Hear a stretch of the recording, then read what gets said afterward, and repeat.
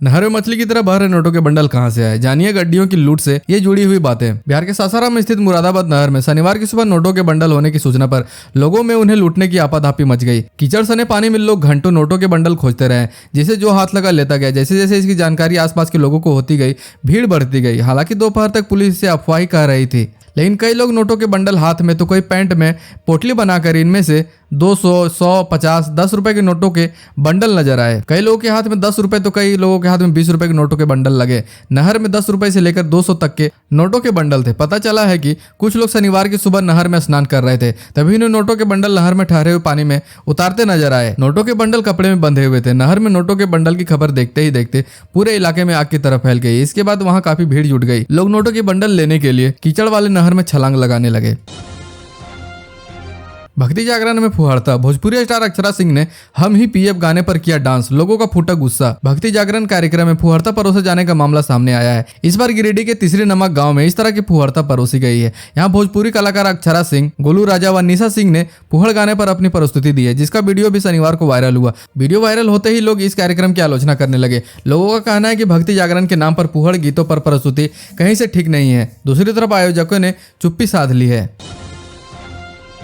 राजद में शामिल हुए तमिलनाडु के पूर्व डीजीपी तेजस्वी यादव ने किया आईपीएस करुणा सागर का पार्टी में स्वागत। तमिलनाडु के पूर्व डीजीपी करुणा सागर ने रविवार को राजद की सदस्यता ग्रहण कर ली है। उन्हें बिहार के उप मुख्यमंत्री तेजस्वी यादव की उपस्थिति में राजद की सदस्यता दिलाई गई। आईपीएस करुणा सागर अब सियासत के मैदान में अपनी पारी की शुरुआत कर दी है। राजनीति के मैदान में एंट्री के लिए उन्होंने राजद के विचारों को प्राथमिकता दी है। 2024 के लोकसभा चुनाव के पहले राजद में एक पूर्व आईपीएस के शामिल होने की बड़ी रणनीतिक बढ़त के तौर पर देखा जा रहा है।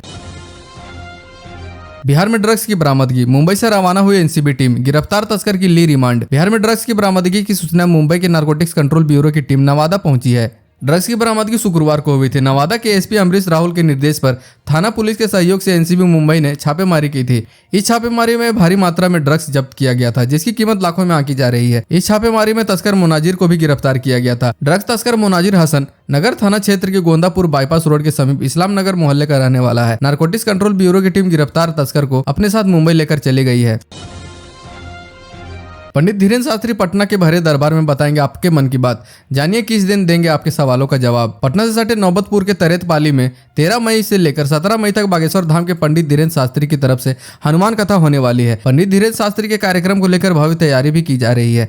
30 एकड़ में एक नगर बसाया गया है। 13 से 14 मई को जहाँ पंडित धीरेन्द्र शास्त्री हनुमान कथा सुनाएंगे, वहीं 15 मई को बाबा धीरेन्द्र शास्त्री लोगों के मन के सवाल का जवाब भी देंगे। भीड़ में से किसी को भी बुलाकर वो उसके मन में चल रही समस्या और उसके समाधान पर बात करेंगे।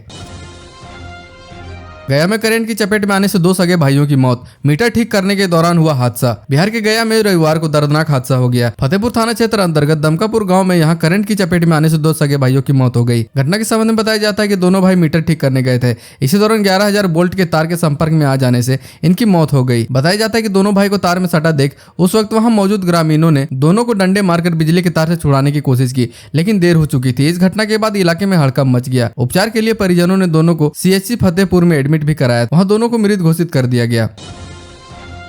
पूर्णिया में रंगदारी देने से मना किया तो किसान को खेत में ही मार दी गोली, अस्पताल के रास्ते में हो गई मौत। बिहार में रंगदारी का मामला लगातार सामने आ रहा है। रंगदारी नहीं देने पर बेखौफ हो चुके अपराधी लोगों की हत्या कर रहे हैं। ताजा मामला पूर्णिया जिले के पूर्णिया के रुपौली गांव का है। यहाँ रंगदारी नहीं देने पर एक किसान की खेत में गोली मारकर हत्या कर दी गई। इस घटना से इलाके में हड़कंप मचा हुआ है। वहीं परिजनों का रो रो कर बुरा हाल है। परिजन आरोपियों की गिरफ्तारी की मांग कर रहे हैं। फिलहाल पुलिस पूरे मामले की छानबीन में जुटी है। मृतक किसान की पहचान बैरिया गाँव के रहने वाले दिनेश यादव के 45 वर्षीय पुत्र राजेश यादव के रूप में हुई है। राजेश यादव अपने खेत में गेहूं काटने के लिए गया हुआ था। इसी दौरान वहां हथियारबंद 5 युवक आधम के फसल ले जाने के पूर्व 15,000 रुपए की रंगदारी मांगी। इसका विरोध करने पर किसान को गोली मार दी। किसान को गोली मारने के बाद अपराधी मौके से फरार हो गए। बेतिया में घर पर गिरा 200 साल पुराना पेड़, 80 साल के बुजुर्ग की दबकर मौत। बिहार के बेतिया में एक 200 साल पुराना पेड़ गिर गया। विशाल का पेड़ के नीचे दबने से 80 वर्षीय बुजुर्ग की मौत हो गई। वहीं परिवार के 2 अन्य सदस्य गंभीर रूप से घायल बताए जा रहे हैं। स्थानीय लोगों ने दोनों का इलाज के लिए बेतिया जीएमसीएच में भर्ती कराया, जहां उन लोगों का इलाज चल रहा है। शादी से लौट रहे एक ही परिवार के 5 लोगों की सड़क हादसे में मौत। गांव में पसरा मातम। शादी से अपने घर लौट रहे एक पूरे परिवार के सड़क हादसे में मौत हो गई। मृतक की पहचान मुजफ्फरपुर जिले के कलवारी निवासी कमलेश महतो की पत्नी की 2 बेटों के रूप में की गई है। इस हादसे में कार चालक की भी मौत हो गई है। सूचना मिलने पर घटनास्थल पर पहुंचे कलवारी निवासी मुकेश ठाकुर ने बताया कि मृतकों में कलवारी निवासी कमलेश महतो, कमलेश की पत्नी रिंकू देवी, कमलेश के दोनों पित्र 15 वर्षीय अंकित कुमार और 13 वर्षीय अमन कुमार सहित कार चालक शामिल हैं। मुकेश कुमार ठाकुर ने बताया कि घटनास्थल से शव को लेकर थाना की लिखित प्रक्रिया पूरी करने के बाद हाजीपुर सदर अस्पताल लाया गया है। पोस्टमार्टम के बाद सभी शवों को गांव ले जाकर अंतिम संस्कार किया जाएगा। बिहार से विदा होकर दुल्हन नहीं पहुंच सकी ससुराल। नालंदा के सड़क हादसे में दूल्हे की भी मौत। नालंदा में एक भीषण सड़क हादसे ने नए जोड़े की जिंदगी ले ली है। बिहार शरीफ के पुरानी गांव के समीप अवैध बालू लोड ट्रैक्टर ने दूल्हा दुल्हन सवार कार में टक्कर मार दी, जिससे घटनास्थल पर ही दूल्हा और दुल्हन की मौत हो गई। जबकि इस घटना में दूल्हा का बहनोई गंभीर रूप से जख्मी हो गया, जिसका इलाज विम्स पावोपुरी में की जा रही है। बिहार की ऐसी ही तमाम छोटी बड़ी खबरों को जानने के लिए चैनल को सब्सक्राइब कर लें और बेल आइकन भी प्रेस कर दीजिएगा, ताकि हर वीडियो का नोटिफिकेशन आपके फोन में पहुंच जाए।